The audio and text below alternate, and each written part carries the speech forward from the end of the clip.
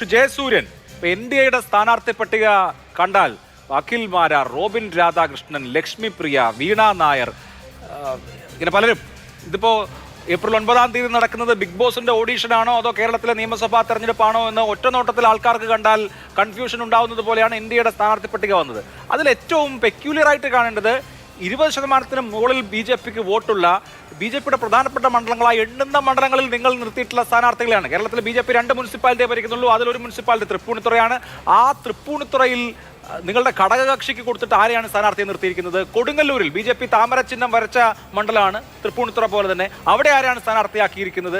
അതുപോലെ കഴിഞ്ഞ ലോക്സഭാ തെരഞ്ഞെടുപ്പിൽ വളരെ വലിയ പ്രകടനം നടത്തിയിട്ടുള്ള കായംകുളത്ത് ആരാണ് സ്ഥാനാർത്ഥി? ആറന്മുളയിൽ വലിയ ശക്തമായ എതിരഭിപ്രായം വന്നപ്പോൾ കുമ്മനം രാജശേഖരനെ സ്ഥാനാർത്ഥിയാക്കിയിരിക്കുന്നു. ഈ 4-5 മണ്ഡലങ്ങളിൽ ഒഴികെ ബാക്കി മണ്ഡലങ്ങളിലെ NDAയുടെ സ്ഥാനാർത്ഥി പട്ടിക കണ്ടിട്ട് പലരും തലയിൽ കൈവയ്ക്കുകയോ മൂക്കിൽ കൈവയ്ക്കുകയോ ചെയ്യുന്നുണ്ട്. അതിൽ അസ്വാഭാവികമായ എന്താ ഉള്ളത്? നേരത്തെ രാജു പി നായർ ചില കാര്യങ്ങളിലൂടെ സംശയമായി ഉന്നയിക്കുകയും ചെയ്തു. ഞാനതിനെക്കുറിച്ചൊക്കെ വളരെ വ്യക്തമായിട്ട് പറയാം. എനിക്കെപ്പോഴാണല്ലോ സംസാരിക്കാൻ അവസരം കിട്ടിയത്, അതുകൊണ്ട് അല്പസമയം തരണം. ഇവിടെ ഇടതുപക്ഷ മുന്നണി അധികാരത്തിൽ വരാൻ ജനങ്ങൾ സമ്മതിക്കില്ല. എന്നാൽ ഐക്യജനാധിപത്യ മുന്നണി അധികാരത്തിൽ വരാൻ കോൺഗ്രസ് സമ്മതിക്കില്ല. ഈ ഒരു അവസ്ഥയാണല്ലോ ഇപ്പോൾ നിൽക്കുന്നത്. ഹൈക്കമാൻഡിൽ ചെന്നപ്പോൾ അവർക്കൊരു കാര്യത്തിൽ വിജയിക്കാൻ കഴിഞ്ഞു. കേരളത്തിലെ MP-മാർ രാജിവെച്ചാൽ പിന്നെ ആ സീറ്റിൽ നിന്ന് മറ്റൊരു MP-യെ വിജയിപ്പിച്ചെടുക്കാൻ കോൺഗ്രസിനും സാധിക്കില്ല എന്നുള്ള കാര്യം ശ്രീ സുധാകരനെ ബോധ്യപ്പെടുത്തുന്നതിൽ കോൺഗ്രസിൻ്റെ കേന്ദ്ര നേതൃത്വം വിജയിച്ചിട്ടുണ്ട്. ഇത് എന്താണ് മനസ്സിലാക്കി തരുന്നത് വസ്തുത?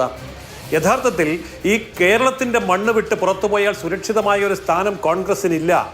അതുകൊണ്ട് കേരളമെങ്കിലും സുരക്ഷിതമായി നിൽക്കണം, ഇത് ഞങ്ങളുടെ അവസാനത്തെ തുരുത്താണ് എന്നുള്ള സന്ദേശം സുധാകരൻ അംഗീകരിക്കേണ്ടി വന്നു. ഇല്ലെങ്കിൽ സുധാകരനുമില്ല, കോൺഗ്രസുമില്ല. ഇതാണ് ഇന്നത്തെ ഈ ചർച്ചകളിലും ഈ കോലാഹലങ്ങളിൽ നിന്നും നമുക്ക് മനസ്സിലാവുന്നത്.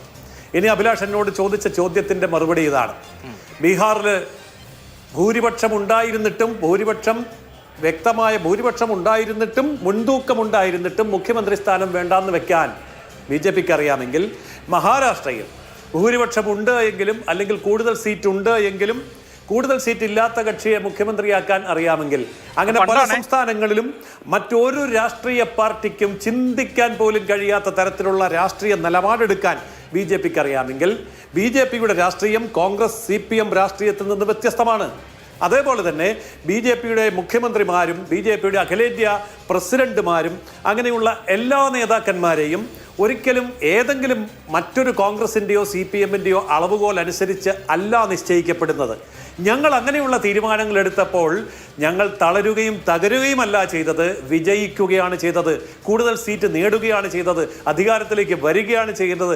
അതുകൊണ്ട് രാഷ്ട്രീയത്തിൽ എന്തു ചെയ്യണമെന്ന് കോൺഗ്രസിനേക്കാളും CPMനേക്കാളും മാധ്യമങ്ങളെക്കാളും വിദഗ്ധന്മാരെക്കാളും കൃത്യമായിട്ട് അറിയാവുന്ന പാർട്ടിയാണ് BJP. അതുകൊണ്ടാണ് നിലപാടുകൾ എടുക്കുന്നത്.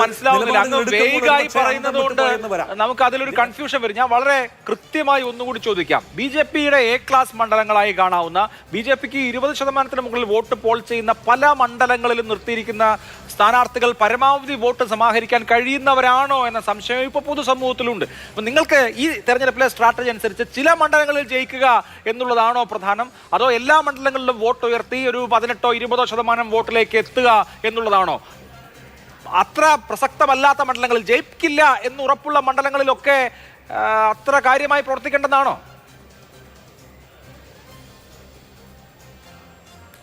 അതും ഞാൻ വ്യക്തമായിട്ട് മറുപടി പറയാം. അതായത് ഞാൻ നേരത്തെ പറഞ്ഞത് വീണ്ടും ആവർത്തിക്കുന്നു. നിങ്ങളുടെ ചതുരംഗ പലകയ്ക്കകത്തുള്ള കണക്കല്ല ഞങ്ങളുടെ കണക്ക്. അത് ഇന്ത്യൻ രാഷ്ട്രീയത്തിലെ എല്ലാ ഭാഗത്തും തെളിയിച്ചിട്ടുണ്ട്. കേരളത്തിലും അത് തന്നെയാണ് ചെയ്യാൻ പോകുന്നത്. കേരളത്തിലെ BJPക്ക് A ക്ലാസ് എന്നോ അല്ലെങ്കിൽ നിങ്ങൾ പറയുന്നത് പോലെ 30,000-40,000 മുകളിലുള്ളിടത്ത് ആരെ നിർത്തണമെന്ന് പാർട്ടിക്ക് വളരെ വ്യക്തമായിട്ടറിയാം. NDA എന്ന് പറയുന്ന മുന്നണിക്ക് വളരെ വ്യക്തമായിട്ടറിയാം. ആ പൊളിറ്റിക്സ് കേരളത്തിലെ LDFും UDFും ഇവിടെ പഠിപ്പിച്ച പൊളിറ്റിക്സ് അല്ല. അതിവിടുത്തെ മാധ്യമ പണ്ഡിതന്മാർ പഠിപ്പിച്ച പൊളിറ്റിക്സ് അല്ല.